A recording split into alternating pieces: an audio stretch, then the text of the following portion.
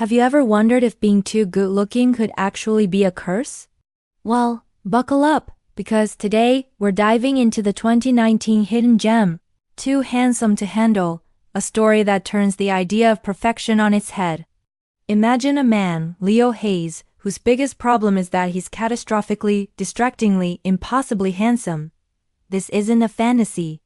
It's the story of a man whose face opens every door except the ones that lead to real human connection. He's trapped in a world that can't see past his perfect features to the person underneath. So, who is the real Leo?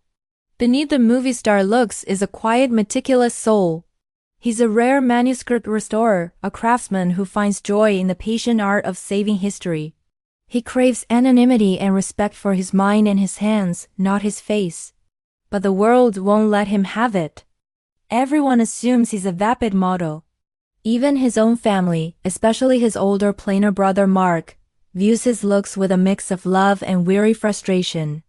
They can't understand why he won't just cash in on his gift, creating a constant tension that isolates him from the people who are supposed to know him best. Leo's daily life is a chaotic circus of unwanted attention. A simple trip to get coffee causes a riot when the flustered barista forgets everyone else's order. At the library, just reaching for a book on a high shelf causes a collective swoon, shattering the peace. He even becomes a viral TikTok sensation, dubbed #HotGuyBuyingFruit, just for trying to buy groceries. Every single day is a performance he never wanted to be a part of, reinforcing the maddening truth of his life. He's a public spectacle, not a private person. This life of quiet desperation is simmering, but is about to hit a boiling point, forcing him to confront his reality in a way he never has before. Every story has a breaking point, and for Leo, it's not just another day of being adored. It has a moment of profound personal failure where his good looks actively hurt the person he loves most. This is the moment that turns his chronic frustration into an acute crisis, launching him on a desperate mission to escape his own face. That moment is his brother Mark's wedding. Leo is the best man, and from the second he walks down the aisle, the ceremony derails. Guests aim their phones at him, not the bride. The photographer, completely mesmerized, misses the couple's first kiss to snap a photo of Leo smiling. During the reception, a crowd of admirers literally forms a wall between Mark and his new wife. The final, crushing blow is the look on his brother's face, a heartbreaking mix of anger and defeat. Leo realizes he hasn't just upstaged the wedding. He has broken his brother's heart. His curse is contagious. Humiliated and newly determined, Leo declares war on his own appearance.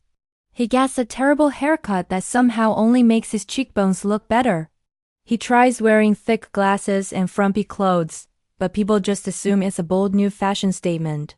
He even flees to a remote cabin, only to be discovered by hikers who think he's a reclusive celebrity. Every attempt to disappear is a hilarious failure, pushing him to a terrifying conclusion. There might be no escape. Defeated, Leo throws himself back into his work. This leads him to Clara, a brilliant but cynical audio archivist who works in a soundproofed vault in a museum sub-basement. They've only ever communicated via email, and she knows him only as L. Hayes, the insightful academic. When he arrives to see a manuscript, she barely looks up, annoyed by the fuss he's causing among the staff. She is utterly immune to his charm, far more interested in his thoughts on 15th century bookbinding than his jawline. For the first time in his life, Leo is in a room with someone who is focused entirely on his mind. It's both terrifying and exhilarating. It's the first real glimmer of hope for a genuine connection. But this fragile bond was formed in the controlled quiet of Clara's world, and is about to be tested in the loud, chaotic reality of his. The story builds to a single high-stakes moment where Leo can no longer hide. To protect the one relationship that sees him for who he is, he must willingly step back into the spotlight and face the very chaos he has spent his life running from. It has a choice between the safety of hiding and the terrifying vulnerability of fighting for the life he actually wants. The moment of truth arrives at a small, informal gathering.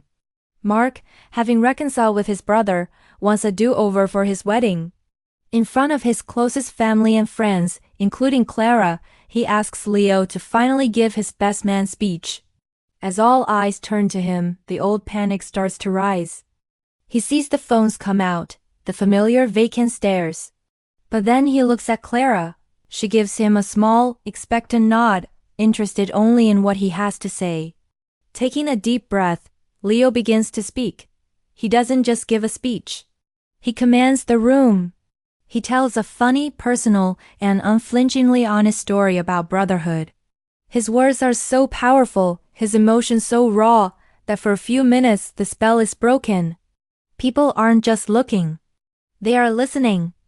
They laugh, they tear up, and they see not just a handsome face, but a brother's profound love for his family. In that moment, everything changes. Leo has a revelation. He can't erase his face, but he can choose what he projects from within.